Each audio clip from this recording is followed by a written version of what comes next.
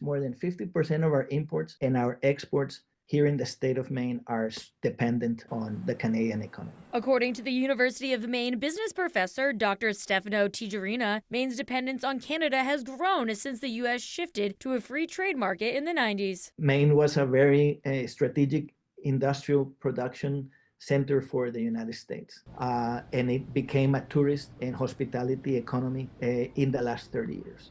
So now we would become again an industrial machine. Tingerina says Mainers will feel a significant and immediate impact from the tariffs. It's going to be devastating. For example, the lobster industry here in Maine sends the lobsters to be processed in Canada. Tuesday, Canada's prime minister implemented retaliatory tariffs on the U.S. 25% tariffs against $155 billion worth of American goods. Consequently, lobsters sent to Canada for processing will be taxed 25% on both the way in and out of Canada. Tingerina says there's no way around it. And there's no way that we can process the lobster here because we lost that capability as we became dependent on the Canadian market. But if the tariffs remain in place through the end of the Trump administration and are upheld by the next president, Tangerina says it could benefit Mainers by forcing the state to reignite local production and in turn help bolster the state's economy. In the long run, the jobs will stay here.